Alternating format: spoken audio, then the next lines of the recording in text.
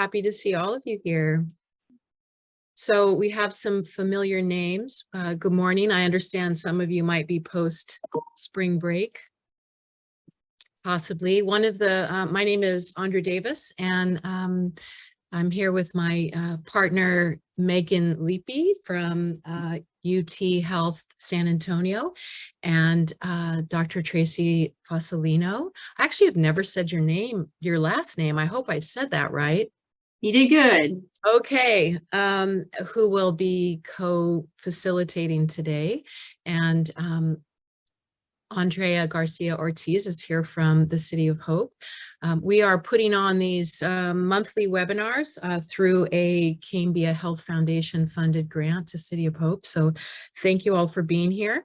Today we are looking at the ELNEC communication module and how that might be integrated into teaching, and we're going to do a little peek at the actual module for those of you that are not familiar with the ELNEC, or maybe you are familiar, but you haven't looked at actually the module for a long time. So to start us off, before we do some slides, can y'all put in the chat? Oh, I sound like my Megan, I just said y'all. Can you put can you put in the chat kind of where you're from, and are you familiar with ELNEC, and do you use it? So there's kind of three questions. We have usually a pretty wide array of folks that may be familiar, not using it, well integrated, haven't looked at it for a long time. So just pop that in the chat, which would be really great. Or feel free to speak. We have a small group here this morning, Monday morning. Good morning, Ryan. Morning. Well, I won't be bashful. I'll speak up and we'll get it going here then. Thank you. I am very familiar with ELNEC and very happy to be able to serve as a trainer. We at Clemson University have not integrated the ELNEC modules here for a number of reasons, which we'll maybe get to talk about in a little while. But Clemson is full on board with the new domain of hospice and palliative care. It's just trying to figure out, what does that look like and how do we fit it in like an incredibly tight curriculum? Which is not an unfamiliar concern. So I'm seeing folks kind of from all over the place, hope to integrate the modules. Oh, great. So I think maybe one of the things that we can maybe trigger is this idea of reframing where you might use some of this material. As Tracy mentioned already, kind of an already robust, sometimes people use the term obese curriculum. So not familiar. Okay, so given that, we're going to have a few, those of you that come to these every month might see a couple of slides that are familiar.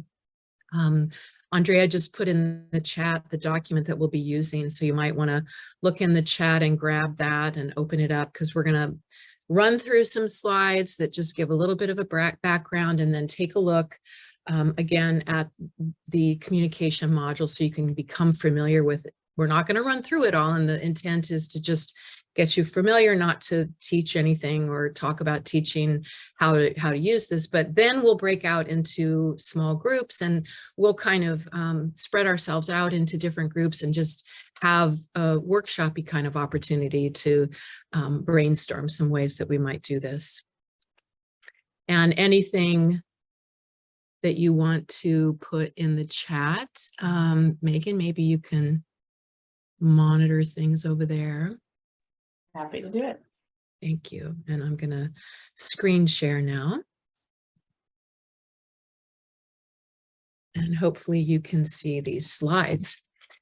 Let me say, Dr. Fasolino is from, I didn't really introduce you. She's a professor at the Clemson University in South Carolina. So I didn't properly introduce you. All righty. So just for a little bit of historical context, it's important for us to remember that in 2017, the ANA and HPNA brought forth this call to action that nurses should really lead palliative care and transform palliative care. So we have that grounding from not that long ago. Sorry, I'm working with two screens here. Those of you that may be familiar with the CARES and the G-CARES that came out in 2016 and 2019, which were recommendations, competencies and recommendations for educating undergraduate nursing students. And then what followed in 2019 were the graduate competencies to guide education. And, move forward to 2021, we see that there's a call that palliative care should be considered as a human right for all people with serious illness. And then also in that year, the essentials were released. And I almost feel like we don't really need to say this anymore, but because it's been out for a little while, but I think it's important for not everybody knows this. So the most important part about those new essentials was that hospice and palliative care sort of made it to the table as an equal partner with these other spheres of care. And so that has really generated a lot of new interest in schools sort of examining how they're doing that at their own schools. With the release of those essentials, a group of us got together and wanted to look at how the original CARES and G-CARES aligned with the essentials. And out of that came some revision. So we have a webinar. We'll take you later to the faculty corner, which is housed on the ACN website under the ELNEC tab. And it's something that we've been developing just for faculty. And we have all of our past webinars there. So if you're interested in more information about how these were revised and also crosswalked within the essentials, there's a webinar. I think it was September. So we basically moved from 17 competency, the original undergrad competencies there were 17, and now we have 15. Sorry about that. I'm sure you can hear my email coming in. And the advanced moved to an integrated instead of separate all master's level and a separate set for direct care into 12 competency statements for whether or not graduate students, whether or not you were in direct care or more of a leadership administrative kind of role. So back to the call to action from 2017, their very first recommendation out of that group was to adopt the end-of-life education consortium curriculum for educating all nurses. And at that time, the undergrad curriculum, which we're going to look at now, was the only one that was released because this came out in 2017. So then subsequent to that, the graduate curriculum came out. So these two curriculum sort of mirror the curriculum that's been around forever for practicing nurses. And here those are for those of you that are not familiar. And you can see undergrad came out in 2017, or I think maybe 16. I might be wrong about that. Anyway, and then the graduate came out in 2019. So these two curriculum were modeled after these other curriculum, but scaled for the developmental needs of undergraduate and graduate students. And here are the topic areas. Last month, 2 months ago, we did Introduction to Palliative Care for the undergraduate module. Last month, what we're doing is alternating between the undergrad and graduate every month. So last month, we did the same for the graduate. Next month, we're going to look at the graduate communication module and so forth. So that's how we're kind of laying out the workshop webinars every month. And then there's pain assessment and management. And what's in red here is sort of the advanced version of that for the graduate curriculum. And you can see number 7 is specifically within the graduate curriculum, and that is leadership in primary palliative care. Anybody that's familiar with this, hop in and, fill in the blanks. I feel like I know this so well that sometimes I I skip something important, like there are online modules that students can do in the classroom, or they can do them as prep work.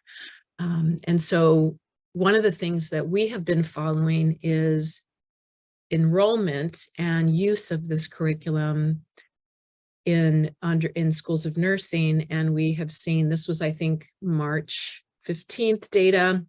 These numbers just continue to go up, and probably it's a result of the essentials, that the number of graduate and undergraduate, the interest in this curriculum is rising. So now we're going to talk a little bit about the communication piece, this particular module. We have a webinar from November where we talked a lot about how do we foster student well-being, because talking about palliative and end-of-life care can be triggering and difficult. So one of the important pieces is fostering student well-being while we're integrating this into courses. And we want to share an overarching sort of competency goals that come from an instrument that Dr. Leapy and I developed around measuring and looking at behavioral competencies in palliative and end-of-life education, and then best practices for classroom teaching strategies. So I thought it might be helpful to sort of ground us in remembering the student voice. This was from actually a student in a course that I had taught before. I felt frazzled to tears after one of my clinical days, and I realized that I need to grow in how I handle days like that and how I leave work at work. And I need to extend grace to myself too. I've been able to reflect on life and death as I have watched patients and families deal with this. So our students are, growing and developing through these experiences. This is from an article, a study that was done actually by two of my former colleagues at University of Portland here in Oregon, looking at developing competence and confidence in palliative care. These students had engaged in using the ELNEC modules, and I think it was early on. They looked at what were some of the outcomes of doing that. And one of the things that popped up was I really need to understand what I can say. And along with that was, where is the role of the nurse as a member of the team? I would like some solid tips on what to do when I'm experiencing emotional difficulty, kind of back to that quote on the last slide. And I really appreciate this one here. I like the ELNEC modules, but what's really helpful is engaging with the professor in discussing this in the classroom. So the challenge that we all have is it's great to use these. The modules are updated every 3 years, but how can we augment that and sort of unpack those modules in the classroom? So this comment really speaks to that. Wanting to develop courage through knowledge and expanding conversational competence. And this last one, really not sure how to initiate advanced planning conversations. So after completing the ELNEC, these are communication specific comments. I can imagine myself communicating with the patient and their family about end-of-life care and or about how they're feeling, and I don't feel scared or incompetent.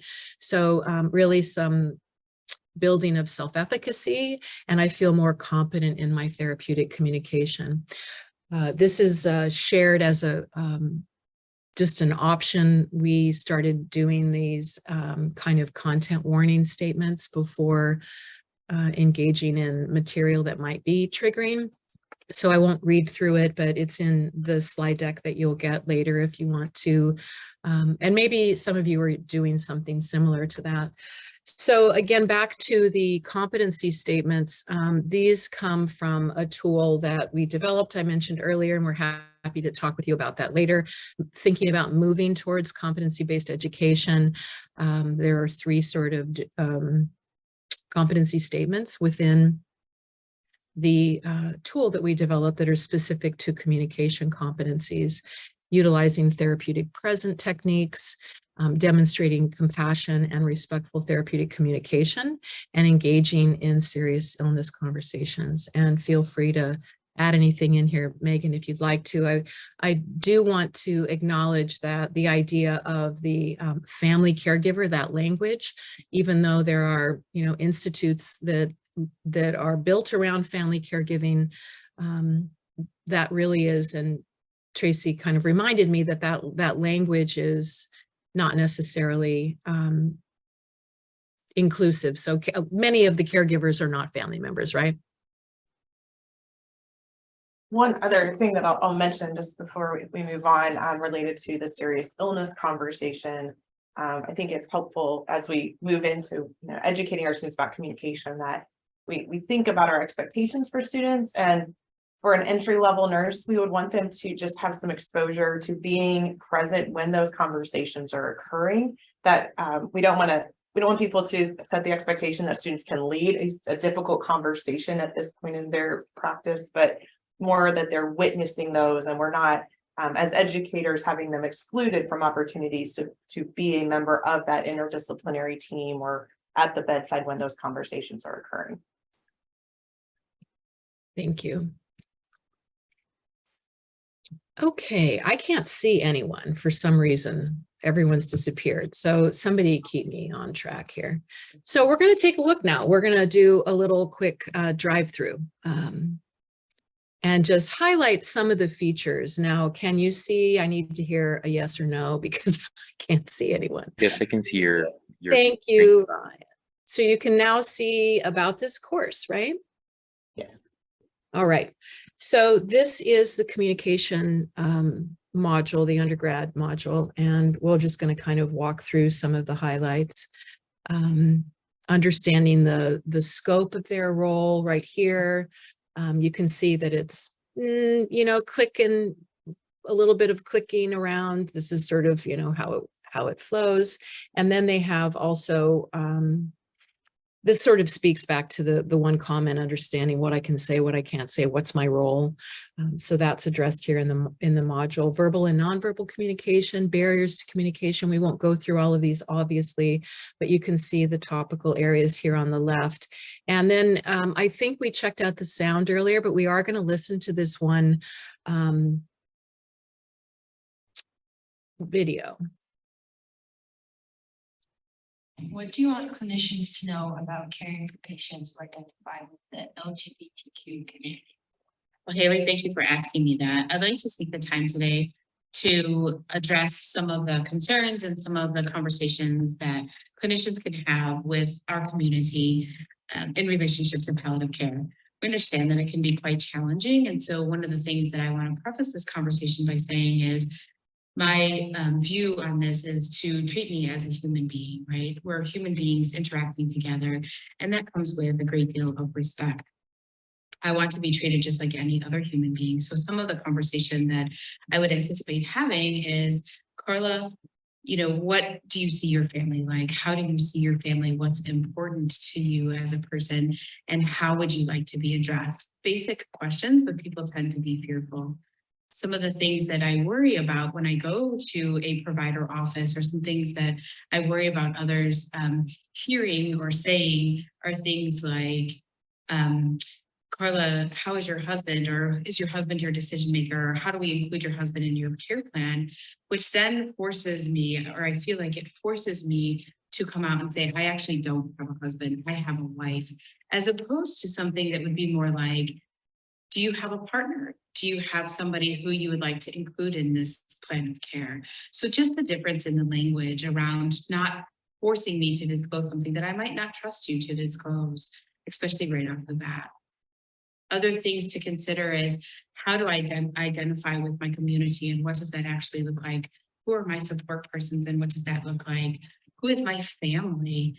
So a situation that I'd like to bring up that I've seen happen in the past, we had a particular patient who was in the ICU, a young man who had been with his partner for several years, and his family came in, and because they didn't agree with their relationship, that partner was removed from his care. And that gentleman who had this partner, a longstanding relationship with his partner, was removed. They were both unable to actually end that journey together. So not only did it affect that gentleman who was dying, it affected his partner, who then came back to talk to me about how intrusive that was on him, how he then could not grieve because he was taken out of the situation against both of their will.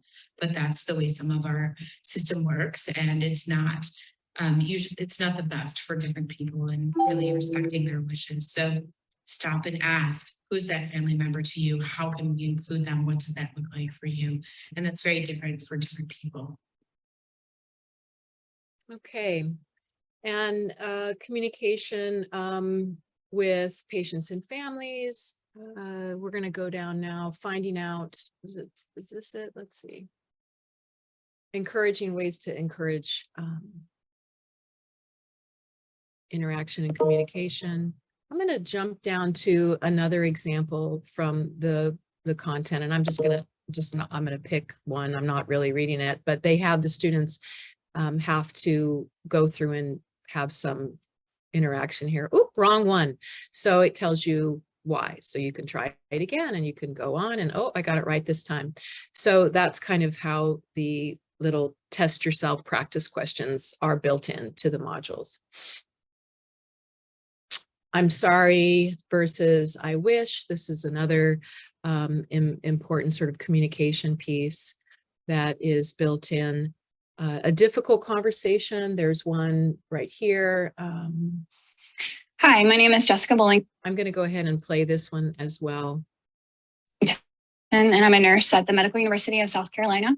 I work in the medical ICU, and we've experienced a lot of death in the ICU, and I experienced death before I was an ICU nurse on the floor. And there's one patient death in particular that really touched my life and continues to touch my practice. It was a young girl. She's 23 years old, had cystic fibrosis. And at the time that she was in our ICU, she was there for many months, and I took care of her over and over and over again, became very close with her and her family. And there was a point in time when her mother began to talk to me about her daughter not wanting to get a lung transplant, which was the next step for her. There was a time that it became obvious that she was sharing this with her mother, but not sharing it with anyone else. And so one day I said, I think it's time that we go in and we talk with her about these feelings that she's having. So there's an example of hearing from a nurse. And then the last, really, I'm not going to share this one because we want to move on, but a pediatric sudden death. So here's another. Hi, my name is Chris. Another interview from a nurse talking about a different kind of death experience, which is sudden death. So those are some examples of the ELNEC communication module. And hopefully you guys have seen, you all got the PDF or the document that was put in the chat. I think that you can see, so we're going to move on to talking about teaching strategies, and I'm going to let Dr. Fasolino take it from here, and I'll just stop sharing for a minute. Thank you, Dr. Davis. I guess before we go into that teaching strategy, does anybody have any questions? Because there's a fascinating information being delivered in those modules, lots of rich information that allows for ongoing conversations. So let me just make sure before I dive in, if it's okay with you, Dr. Davis, that if they have questions, that they kind of pop in and ask them or put them in chat.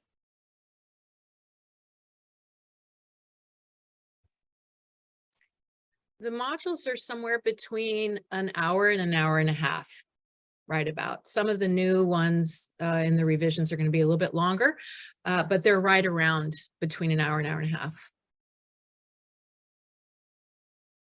That was a good question, right? In a packed curriculum, you're trying your best to find out how can we integrate this into the students' assignments and into their responsibilities. So one suggestion related to that too is, as you think about your curriculum, I imagine most programs have in their concepts course or their foundations course where we're teaching communication already. You might have a whole course in your program focus on communication, but thinking about how this specific module might be leveraged to sort of replace some of the existing assignments or as a supplement to some of the prep work, or how can you embed it in what's already being done and not viewing it as, oh, it's some other separate thing I'm having to add, but really that as you look through this, and all faculty get free access to ELNEC, the undergraduate curriculum. You just email elnec@coh.org, and I'm sure Andra could put that in the chat. But as you go through it, you might see that so much of what's in there are things that we're already teaching students in other ways, but just how can we use this to really strengthen maybe the substance of what's being taught related to that. That is an excellent point, Dr. Lippy. That was what I was hoping. You did a great segue into kind of the whole supplemental document that's already in your chat box. If you just open it up, you'll see it's covering what Dr. Davis has already talked about, kind of the learning objectives of this communication module. It covers the teaching consideration. And I can speak from experience about not having had that content warning in a lecture. And it's tough because you go in with this idea that you really want to share some passionate information. It's very, it's very rewarding to work with undergraduate students and see kind of their desire to learn as much as they possibly can. And I did a lecture for our senior twos without putting the content warning, right? I'm just telling you some of the things I did wrong so that you don't do the same thing. But I forgot to put it in there, and I was sharing a case scenario, and you could just look around, and for a while you could just hear pin drops, right? Like nobody was speaking, and then a couple students had these tears kind of coming down their eyes, and we had to stop, right? We had to stop, we had to debrief that, we had to work through that. So I think it is very important to include that language whenever you're getting ready to start into some conversations that, that are going to be, impactful. They're going to be moving. So fortunately, we were able to get through that. And now every time I go to that class, I absolutely put that content slide up and make sure that we're all grounded. So then she, the handout goes on, talks about the competency domains, and those are listed there for you. What we were really looking for, and what I want to share with you, is kind of these teaching ideas. And I think, Dr. Davis, before I get into that, you wanted me to share a little bit about what Clemson is doing here. Is that good? Absolutely. Okay. Because we're in the South. I love the South, but we tend to be slow, like molasses, right? We're slow to get on to things and move things along. And I'm not being disrespectful to my community. I've lived here pretty much all my life. And I can call it out like it is. And so integrating the ELNEC modules was not at the high priority, right? It didn't seem like at the high priority until last year, when all of a sudden we now recognize that we have a core in our essentials. What I heard when I was talking to our faculty the first time, and this was a lead teachers group, so this was all undergraduate faculty and the lead teachers, I heard them say to me, well, we already have this, right? Like we already have it here. We already have it in our, they talk about the fact they have it in their senior two, leadership, right? They talk about the fact that they had it in their opening section, like their first core class with clinicals where they're going into the nursing homes. We talk about that. And then I said, well, I appreciate that, right? I love listening to what faculty says, but it all seemed very geared toward hospice and less geared toward the palliative view that runs across the whole curriculum from day one to the day of graduation. And so I started talking to them about their understanding the difference between hospice and palliative care and how they intersect and how they look different. And that's when I realized we had an opportunity to do some training just with our own faculty and helping them kind of untangle that. And so what I did was I put together an entire spreadsheet of all our classes, right? Like from the very first class to the very last class. And I laid out what kind of resources that we could use to show them how you can integrate throughout the curriculum pieces of palliative care, pieces of hospice, and making sure that we were not just fitting it into one course, but that we understand that palliative certainly covers all the curriculum. And so I presented it to them and I said, okay, here's what we have. these are my ideas on how we can integrate some of this into the current curriculum without overloading anybody. And also, here's the domain that it falls under, and here's an idea on how to evaluate it, right? Like if you're putting this content in, what is the plan for evaluation? And so that spoke to the faculty. They understood that. Now, again, we didn't get to use the ELNEC at this point. I'm still kind of filtering that conversation through, but for right now, we are in the go live part, if you will, of integrating the resources that I suggested throughout our curriculum. Like it seems like a big elephant to swallow on one time, but I've got multiple champions. That's the other thing I realized really fast. I had about 5 champions here that were on board, either prior hospice nurses or just having their own personal experiences, wanting to integrate palliative. So they came to me and they would start talking about, well, this is what I would like. What resource do you have that I can match it up? And that's when we really started to get some rich conversations about these gaps that they see and the opportunities for not having another assignment, but yet having something in their assignments already or into their content. And so when you look under that handout, under those teaching ideas, these were some of the things that I talked with the faculty about. We went back and forth and came up with different ideas. And then I just added some other things that I have experienced and thought through as ways to integrate into the ELNEC curriculum, but also for faculty to be able to be involved with this. And one resounding thing was that faculty that I've worked with do not feel comfortable taking on the charge of these conversations because they have some missing gaps in their own experiences in their own education. And that's when I can say, well, we do have a whole set of ELNEC modules that will work great to ground you in some of this content and help you expand your knowledge. And so that's been well received. The other thing I want to share is I think Dr. Davey and Dr. Davis and Dr. Lippy mentioned about the instrument, like the CARES PC instrument. I think you mentioned that, Dr. Davis. Did you guys talk about that 17 question item survey? Oh, no. Or you're not talking about the competency statements? No, I'm talking about the CARES PC instrument. It is 17 questions. I think you pulled it from the competency. Dr. Lippy, can you? We have several instruments. One is that they're perceived competence to do, and it aligns with the CARES and the GCARES. So there's a new version of it. I don't want to take time out of this webinar for it, but we did talk about it in a prior webinar, and it is available by contacting us. But yes, so we have lots of ways to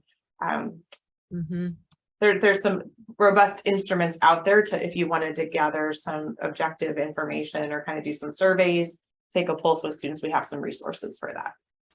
The reason why I bring this up is because that's exactly what I'm doing this semester in the program, because I wanted us to understand what do we already have or already know coming in, students coming in, right? Like some of these undergraduate students have some experiences with their grandparents or whatever, and then what are we sending our students out with? So in other words, I'm doing this PC CARES instrument. I'm surveying our 149 sophomore twos this week, actually, to see where are we at with just their basic understanding of palliative care and the emphasis. And then I've already collected 79 on our senior twos. So we'll have an idea of what we have now and what we're sending out. And then as we're evolving our curriculum, we're going to be measuring this again and again so that we can see how are we moving along. So I would encourage you guys, if you're thinking about like, how can I share with my own faculty what we have right now as we're sending our senior twos out and where are maybe some of our gaps?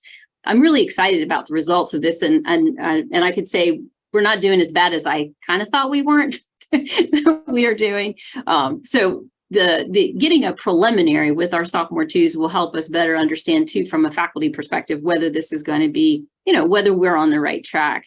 But getting back to the handout, some of these teaching ideas, you can see under interactive discussions, one of the things that I think all of our students really enjoy here is just this idea of case studies, right? And I think those are really highlighted in the ELNEC modules, but also case studies on attentive listening and compassionate communication. There's plenty of things out there that you can use on the web to show you things, communication that's really kind of gone south, or really solid communication. And then I think the other things are being able to bring content experts for real-time classroom. I know we all have very short amount of time that we can put into our presentations. So a quick 5-minute, 10-minute, maybe a 15-minute communication, a conversation on communication is really helpful.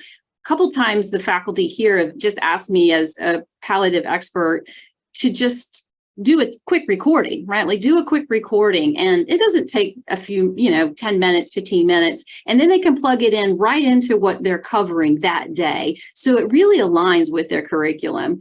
And then working with even some of our faith-based palliative care and hospice chaplains to come in and do a little communication strategy, particularly as we think about as advanced care planning and that role of religion and spirituality through that communication. And then I didn't know if you guys were familiar with some of these card games called Go Wish or My Grace, Gift of Grace. Students really do enjoy kind of that hands-on playing games. And this is something that you could use as a way, again, to start instituting the communications and start having the opportunity to say, well, this would work or this wouldn't work if you were in a situation where you're having a communication event. Now, simulation is a really great way to do some of this. And I can tell you from working in COVID, we could not meet with patient caregivers. We had to do everything through a remote or a telephone line. And this is what we ended up having to do. And I can share with you, there were times when I was sitting at the nurse's station and I was listening to someone have a conversation. I was like, oh, dear heavens, just not working well. So if we can start using a simulated conversation so that we get used to talking about these things on the phone, right? It's completely different on the phone than it is in face-to-face. And we've done a few of those simulated telephone conversations because here in the rural communities, sometimes broadband doesn't allow for virtuality with cameras. So the telephone is our go-to. I think the other thing too, which is really important is to start to considering how do you have some of these communications even with a translator, right? So you're going from what I'm saying to the translator to what the patient and then back again. Just first of all, the length of time that takes is exponentially different than if it's just two-way. But then what is being translated? How is it being presented? And so I think that being able to simulate some serious illness conversations using a translator, or I've seen people use, the Google app, and certainly don't recommend that in these kinds of things, but how does that change our communication skills and our communication direction? And then lastly, I put this in here as a thought. We haven't done this yet, and I'm not sure we're quite ready for it here as undergrads, but I could see this working very well too in grads. Inevitably, the nurse at the bedside is left after the team has come in and the family's saying, well, what was just said? What happened? When you're talking about either, an advanced care plan conversation or serious illness conversation, or even, disease trajectory. How do they pick up those kinds of pieces and running through that scenario and letting them make some of the comments that may not make any sense, right? Or give them that space to have and offer them grace when they say things that really probably wouldn't be as beneficial. But we know our students are going to be in those situations when they graduate. And within the first month, they're going to be left kind of picking up some of those pieces after the conversations about serious illness or advanced care planning. So I think it would be wise for us to simulate some of that early so that they can get comfortable with it and have some feedback on it too. And then lastly, I think you can see the other things here, just content expert lectures. Right now, we have several little snip videos that I created that are like 7 minutes because they're talking about pulmonary one day. So they'll show a snip on managing COPD through the palliative lens, heart failure through the palliative lens. And then clinical rotations are always a great way. And thinking beyond just the basic, I'm with the nurse, but considering having them attend a bereavement program or a bereavement session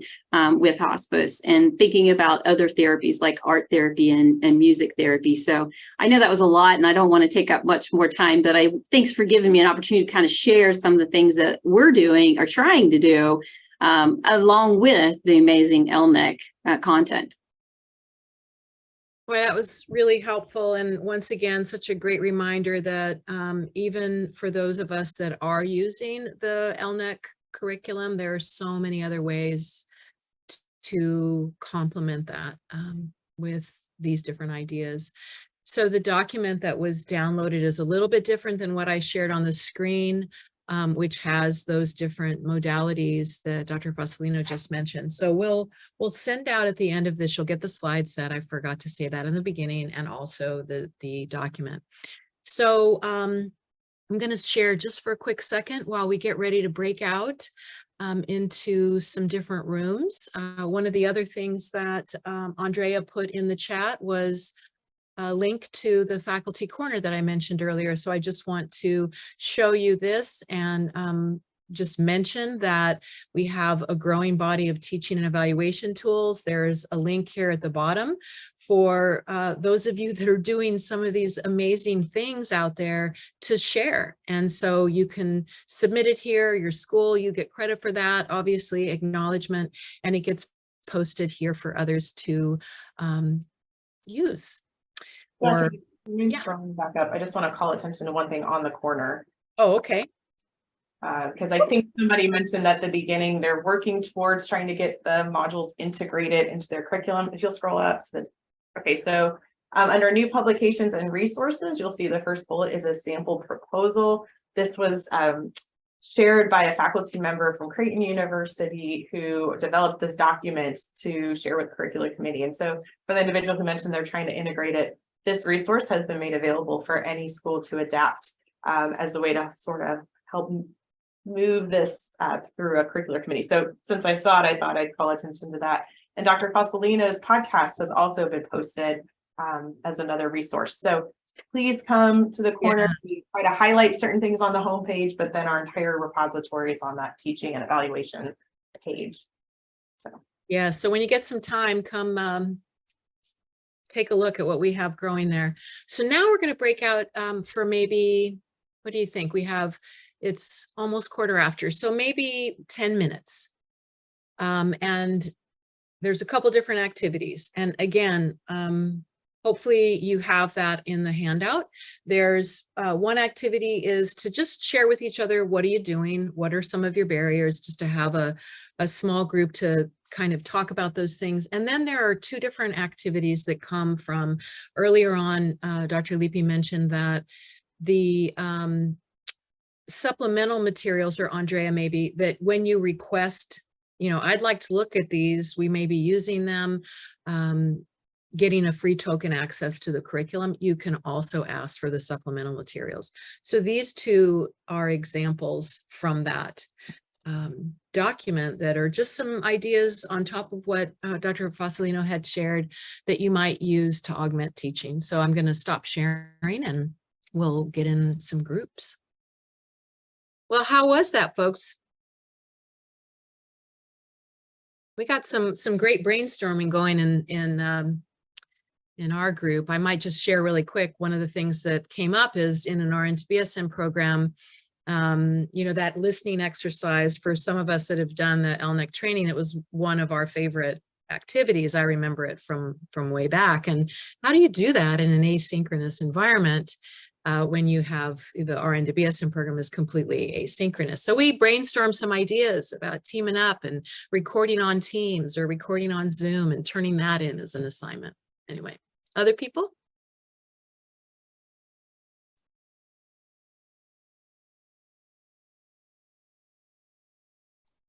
I shared with my group, but it's one of my favorite things that I do. So I'm going to just share with the collective that one of my favorite strategies when I'm teaching is to just be silent for a minute, whether I let the students know we're going to be silent for a minute, or if I'm mid-presenting and I just stop talking. and take a minute of silence and just sort of have students do some reflection on how uncomfortable were they in a minute of silence, because they like to do. And so I think that's it. When we talk about a jam-packed curriculum, a minute of silence, I think, is very enlightening for students as to how uncomfortable and how long that feels. So just something to, as we think about presence and silence, just as a way to sort of thread that in at times.